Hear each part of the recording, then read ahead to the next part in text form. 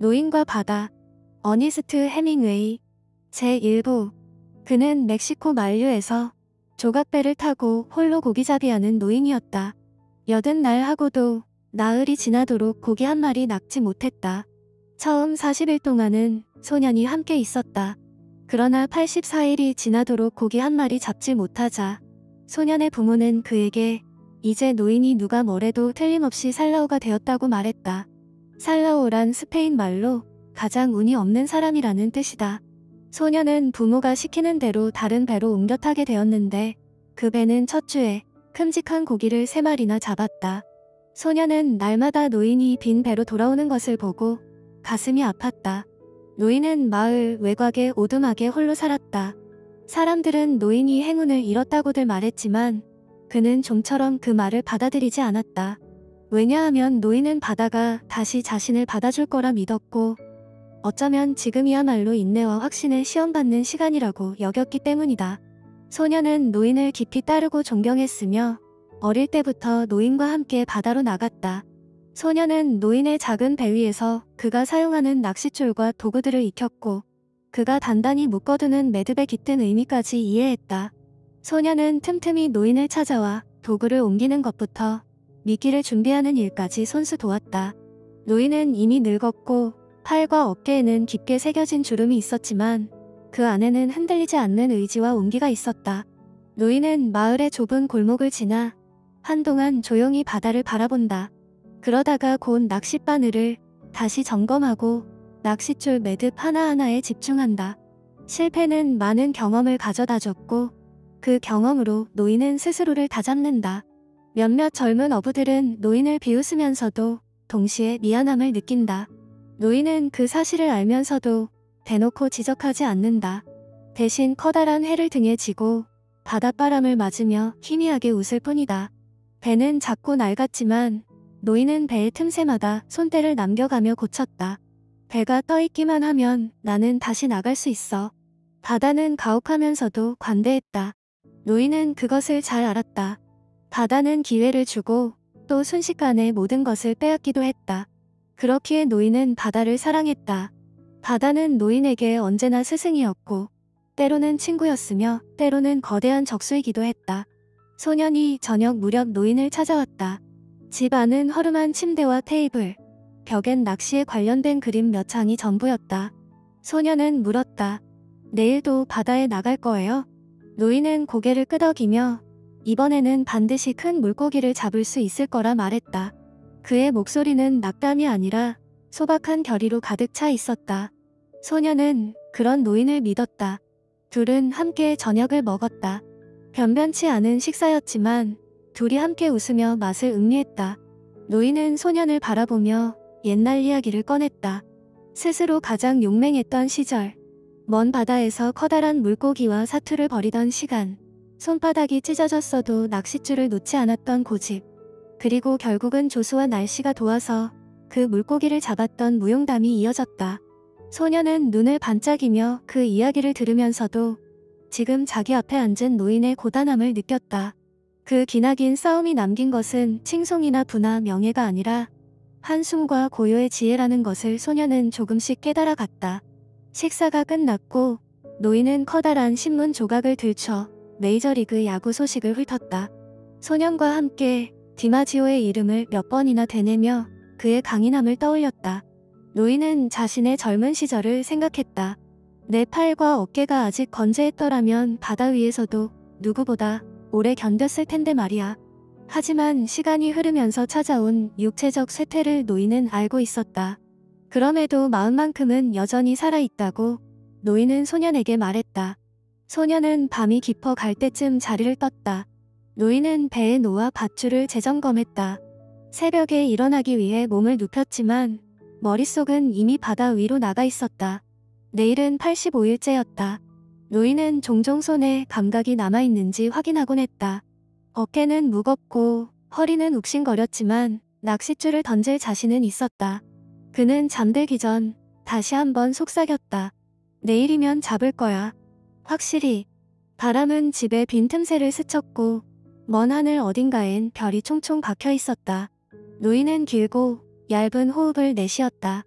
바닷물 냄새를 떠올리며 파도 소리가 귓가에 아른거렸다.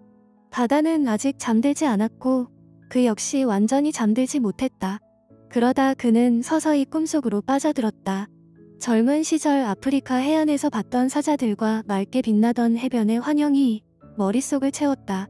아득해지려는 의식 속에서도 노인은 다시금 낚싯줄을 잡아당기고 있는 자기 자신을 보았다. 언젠가 반드시 올 그 한 번의 기회를 기다리듯 그의 손가락은 공기를 움켜쥐고 있었다. 새벽이 오면 노인은 또다시 배를 밀어 바다로 나갔다. 사람들은 별 관심 없이 자기 일에 몰두했다. 소녀는 왠지 불안한 표정으로 노인의 뒷모습을 바라봤다.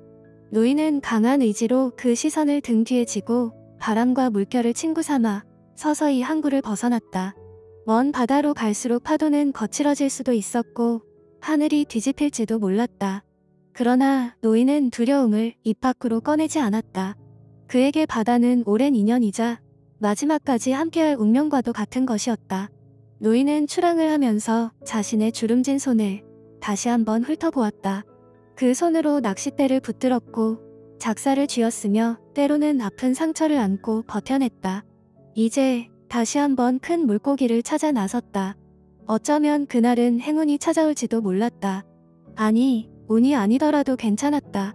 노인은 바다에 나설 때마다 자신의 심장을 깨우는 용기가 필요하다는 사실을 알고 있었다.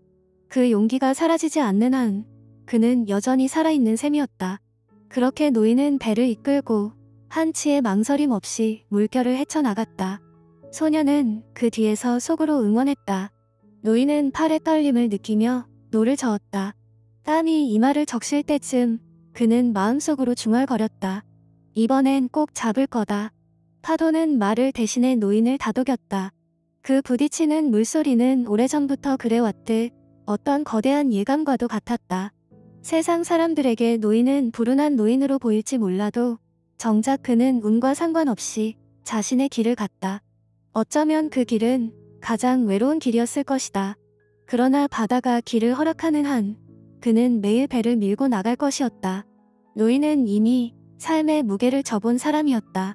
그리고 바다를 두려움이나 원망이 아닌 경외와 믿음으로 대하는 사람이었다. 비록 약해 보일 수 있으나 마음만큼은 바다의 깊이와 맞설 만큼 강했다. 노인은 생각했다. 바다는 때로 무심하지만 결코 나를 속이지 않았다. 파도와 갈매기가 소리를 지르든 태양이 기세 좋게 내리쬐든 결국 내가 해야 할 일은 낚싯줄을 던지고 기다리는 것이었다. 때로는 물고기가 잡혔고 때로는 빈손으로 돌아오곤 했다. 그러나 그러한 결과 이상의 무언가가 바다엔 있었다. 영혼을 시험하고 한 인간이 어디까지 견딜 수 있는지를 깨닫게 해주는 무대가 바로 바다였다. 어둑해질 무렵에도 노인은 여전히 배 위에 있었을 것이다.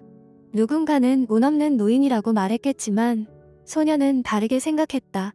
그에게 노인은 희미한 가로등 아래에서도 묵묵히 기다릴 줄 아는 마치 언젠가 빛을 꽃피울 씨앗 같은 사람이었다. 그것이 곧 이 노인이 지닌 운명이었고 다시 맞닥뜨릴 역경의 시작이었다.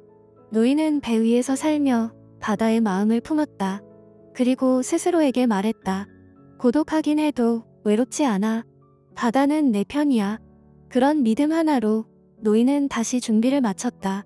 매듭을 단단히 묶고 낡은 돛에 남아있는 구멍을 메우며 낚싯줄의 길이를 재차 확인했다. 혹독한 풍파가 닥쳐도 이 배와 함께라면 갈 수 있었다. 그의 굳은 살 박힌 손이 떨림을 멈출 때까지 노인은 바다를 향해 나아갈 것이었다. 그날도 그 다음 날도 85일이건 185일이건 상관없었다. 이 노인은 이미 마음을 정했고 설령 그 물고기가 오지 않더라도 그는 용기를 잃지 않을 것이었다. 왜냐하면 바다와 함께하는 그 자체가 그의 삶이자 신념이었으니까. 그렇게 밤과 낮이 교차하는 시각, 노인의 새로운 하루가 시작되었다. 깊은 파도 밑 어딘가에서는 물고기들이 움직였고 갈매기들은 해안을 순회했다. 노인은 고요히 숨을 고르고 뱃머리에서 떠오르는 햇살을 바라봤다. 그 햇살이 바로 노인의 눈빛을 다시 한번 빛내줄 것이라는 듯 그는 두 손을 꼭 잡고 다시금 희망을 안았다. 오늘도 나아가리라 바다를 향해. 노인의 다짐은 파도의 파문이 되어 오래도록 울려 퍼졌다. 제2부 노인은 이른 새벽 바다를 향해 떠났다. 항구를 벗어난 지 얼마 지나지 않아 그는 오래간만에 희망의 기운을 느꼈다. 며칠간 간간히 불던 바람과 조수의 흐름까지도 자신을 돕고 있는 듯했다. 아직 달빛이 희미하게 남아있는 바다 위에서 그는 거칠어진 손으로 노를 젓고 속으로는 이렇게 다짐한다. 오늘은 내가 기다리던 날일지도 몰라. 노인에게 식량이라 해봐야 물과 약간의 빵부스러기 뿐이었지만 그보다 더 중요한 것은 자신이 오랫동안 갈고 닦은 낚시 기술과 믿음이라고 여겼다. 광활한 수면을 바라보며 낚싯줄을 준비하던 그는 어느 순간 묵직한 긴장감을 깜지했다. 눈빛이 번쩍 뜨이는 동시에 노인은 낚싯줄의 미세한 움직임을 놓치지 않고 손끝으로 느껴보았다. 잡았다. 크기가 얼마나 될지는 모르지만 오랜만에 제대로 된 대어가 걸린 느낌이었다. 노인은 조심스럽게 줄을 고정한 뒤 부드럽지만 큰 소리로 말했다. 물고기야, 난 죽을 때까지 너와 함께 있을 거야. 낚싯줄이 당겨지는 힘이 상당했다. 노인은 무리하게 줄을 끌어올리기보다 고기가 지칠 때까지 스스로를 버티게 만들기로 했다. 이 순간 그는 고통과 기쁨 사이에 있었다. 늙은 어깨와 등이 쑤셨고 손바닥에 살같이 벗겨질 듯 아렸지만 노인은 물고기를 놓치고 싶지 않았다. 자, 이제는 학력에 대해 생각해야 돼. 물론 거기엔 위험도 따르지만 좋은 점도 있지. 만약 저놈이 안간 힘을 쓰고 노를 묶어 만든 학력이 제대로 작동해 배가 가벼움을 잃으면 나는 줄을 너무 풀어줘야 해서 저놈을 놓치게 될지도 몰라.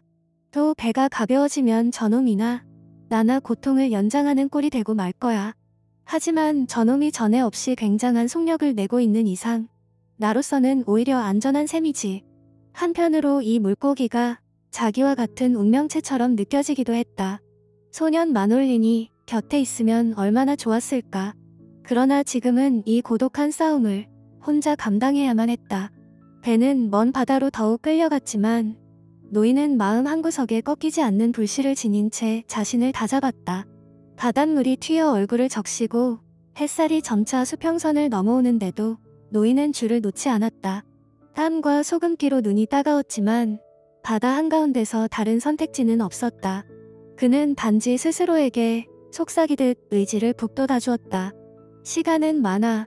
저 물고기가 먼저 지칠 거야. 고기는 엄청난 무게를 자랑하듯 쉽게 수면 위로 올라오지 않았다. 노인은 배 한쪽에 기대어 허리를 지탱하고 낚싯줄에 걸린 힘을 최대한 분산시키려 애썼다. 스스로를 다스리는 것이야말로 이 싸움의 핵심이라는 사실을 노인은 예전부터 배워왔었다. 젊었을 때의 기백도 그리울 법했지만 그 순간에는 묵묵히 시간을 버텨내는 인내심이 그의 가장 큰 무기였다. 얼마 후 노인은 속으로 생각했다. 난 그 어느 때보다도 지쳤어. 그렇지만 언제까지고 끝까지 낚싯줄을 당길 거야. 몸은 지쳐갔지만 마음만은 포기할 줄 몰랐다. 그는 줄을 조금씩 들어 올리면서 물고기의 움직임을 살폈다. 때론 물고기가 줄을 강하게 당겨 순식간에 노인의 손바닥이 미끄러지기도 했다. 그때마다 그는 이를 악물고 팔에 힘을 주어 다시 버텼다. 갈매기 한 마리가 머리 위를 맴돌며 노인의 노력을 바라보는 듯했다. 노인은 생각했다. 사람이 해나 달이나 별을 죽이려고 할 필요가 없다는 건 정말로 다행이지 뭐야. 날마다 사람이 달을 죽이려 해야 한다고 상상해봐. 아마 달은 달 하나 버리고 말 거야. 인간이 날마다 해를 죽이려 해야 한다고 상상해봐. 우리는 운 좋게 태어난 거야. 바닷가에서 살아가면서 우리의 진정한 형제들을 죽이는 것만으로 충분해. 그렇게 생각하니 노인은 아무것도 먹지 못한 그 큰 물고기가 왠지 불쌍하다는 생각이 들었다. 그러나 비록 연민을 느꼈다 해도 물고기를 죽이겠다는 결심은 조금도 줄어들지 않았다. 저놈을 잡으면 얼마나 많은 사람의 배를 채울 수 있겠는가. 하지만 그들에게 저 고기를 먹을 만한 자격이 있을까? 아니야, 그럴 자격이 없어. 저렇게도 당당한 거동. 저런 위험을 보면 저놈을 먹을 자격이 있는 인간이란 단 한 사람도 없어. 한낮이 되자 태양은 수직으로 내리쬐었고 배 위는 무더운 열기로 가득 찼지만 물고기는 아직도 사력을 다해 도망치려 했다. 노인은 크게 숨을 고른 다음 고통스러운 표정으로 줄을 조금씩 감아댔다. 언젠가 이 물고기도 지칠 것이라고 믿으며 그는 고통을 견뎠다. 그 사이 바닷물에 배가 조금씩 끌려가 육안으로는 해안이 거의 보이지 않을 정도로 멀어졌다. 노인은 물고기의 힘과 크기를 가늠했다.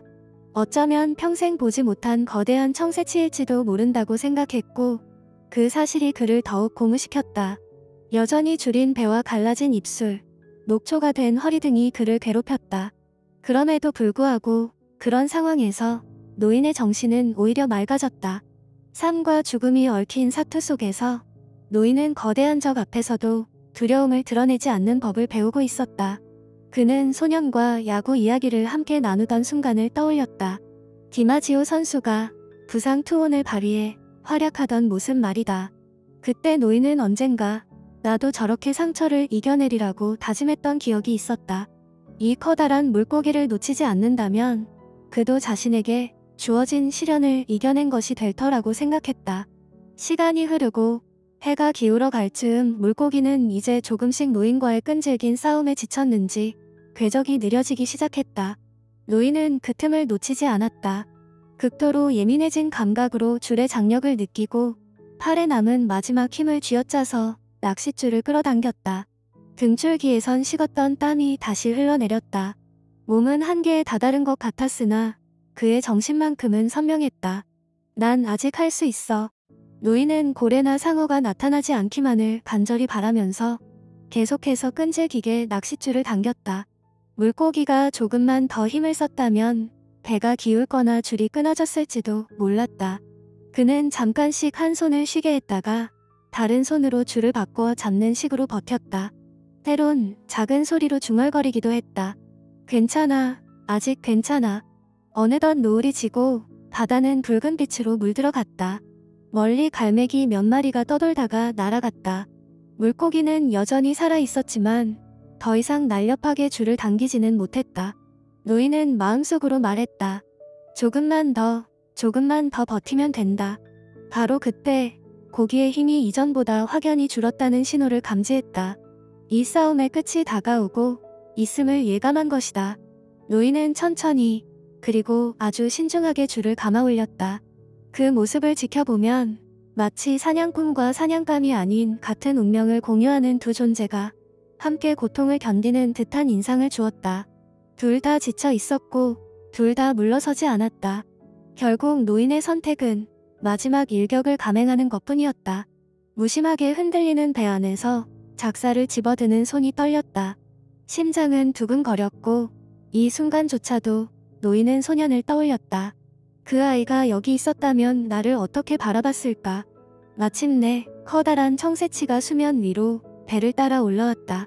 은빛과 푸른빛이 섞여 반짝이는 물고기의 등은 가늠하기 어려울 정도로 길고 강인해 보였다. 노인은 작사를 단단히 쥐고 한순간에 망설임도 없이 힘껏 찔렀다.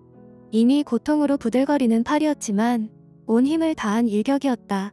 물거품이 튀었고 고기의 마지막 저항이 파도 위에 격렬하게 펼쳐졌다.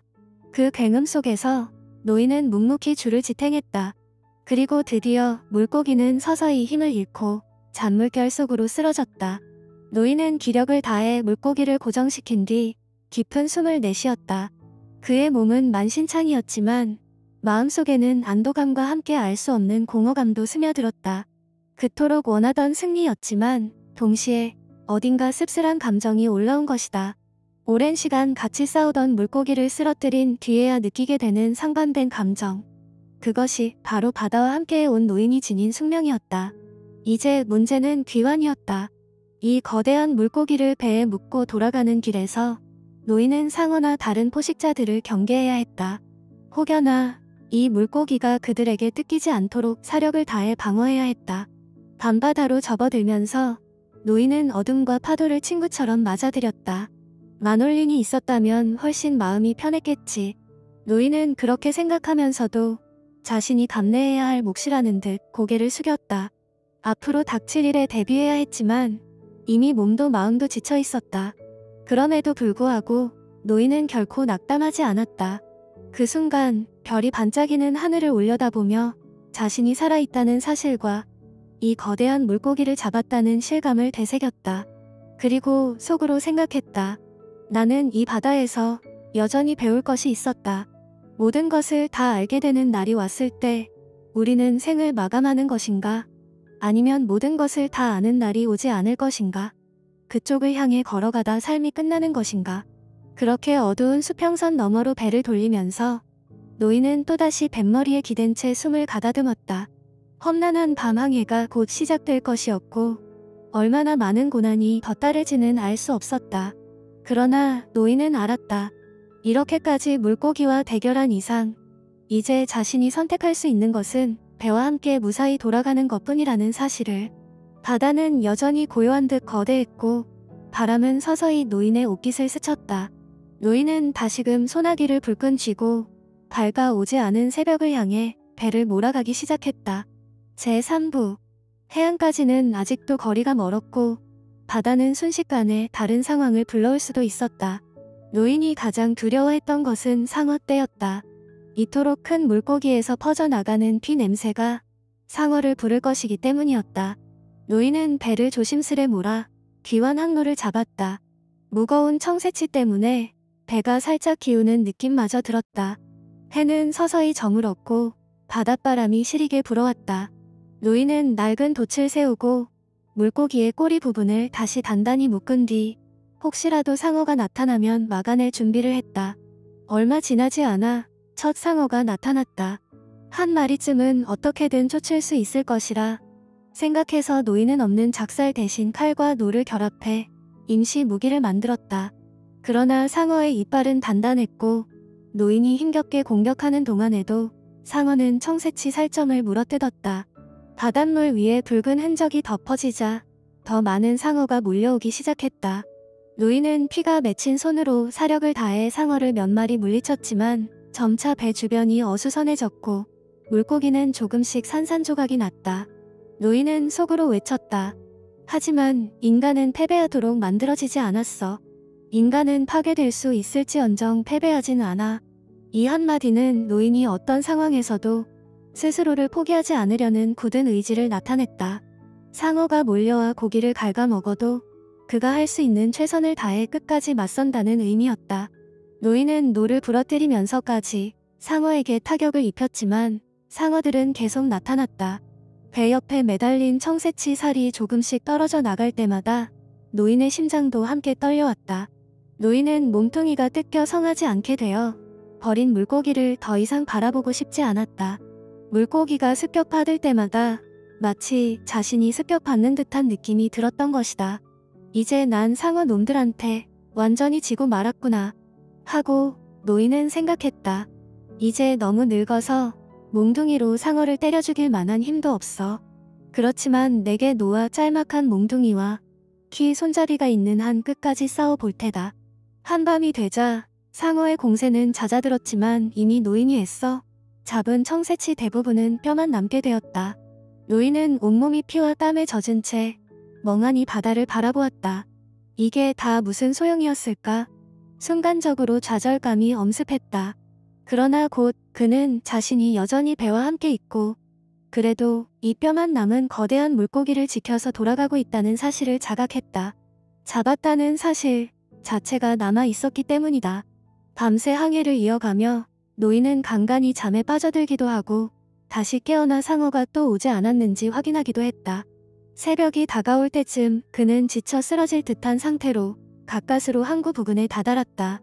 모래사장 가까이에 배를 댔을 때 날이 밝아오고 있었고 마을 사람들은 그가 가져온 물고기의 거대한 척추를 보고 깜짝 놀랐다. 물고기는 이미 머리와 뼈만 남은 처참한 모습이었지만 그 길이는 여전히 대단했다. 노인은 배에서 내려 쓰러질 듯 비틀거리면서도 배에 있는 돛과 사쿠 등을 챙겨 외딴 오두막 쪽으로 걸어갔다. 어쩌면 가장 고통스러운 순간이었을지도 몰랐다. 누구도 그에게 말을 걸지 못했고 그저 가끔씩 측은한 눈길로 바라보았다. 그는 몸을 가누기 어려울 정도로 지쳐 있었지만 고개를 떨군 채 묵묵히 걸음을 옮겼다. 곧 소년 마놀린이 달려왔다. 밤사이 노인을 애타게 기다렸던 소년은 노인의 상처 입은 손과 새파랗게 질린 얼굴을 보고 울먹였다. 노인은 그런 소년을 향해 무겁게 미소 지었다. 그리고 침상에 기어 들어가듯 몸을 뉘었다. 소녀는 노인의 텅 빈 집안에서 따뜻한 음식을 가져오고 따뜻한 담요를 덮어주며 말했다. 어서 쾌차하셔야 해요. 저는 배울 게 많고 할아버지께서는 제게 모든 걸 가르쳐 주실 수 있으니까요. 소녀는 노인을 진심으로 존경했다. 비록 노인이 결국 뼈만 남은 고기를 가지고 돌아왔더라도 그 사투의 과정과 끈질긴 정신력은 마놀린의 마음을 크게 움직였다. 소녀는 눈물을 감추지 않은 채 결심했다. 다시 노인과 함께 바다에 나가겠다고. 노인은 소년의 손을 잡은 채 힘겨운 목소리로 고개를 끄덕였다. 마을 사람들은 항구에 걸린 물고기의 뼈대를 보고 웅성거렸다. 일부 관광객들은 그것을 가리키며 상어로 착각했고 노인의 위협을 짐작하지 못했다. 하지만 다른 어부들은 그 뼈대가 얼마나 컸는지 확인하며 정말 믿을 수 없는 노인이라는 평을 나눴다. 저렇게 거대한 물고기를 걸었다는 사실 자체가 어쩌면 오랜만에 본 기적 같은 일이었다. 노인은 지친 몸으로 잠에 빠져들었다. 잠결에 그는 다시 젊은 시절 아프리카 해안에서 보았던 사자들 꿈을 꾸었다. 푸르른 해변에서 뛰노는 사자의 형상이 그의 기억 속 깊은 곳에서 살아났다. 이미 몇 번이고 꿔왔던 꿈이었지만 그 순간만큼은 더없이 평온하고 고요했다. 바다와 고기와 상어는 어쩌면 사자 꿈에 비하면 덧없는 것일지도 모른다. 노인은 어렴풋이 생각하며 깊은 잠에 빠져갔다.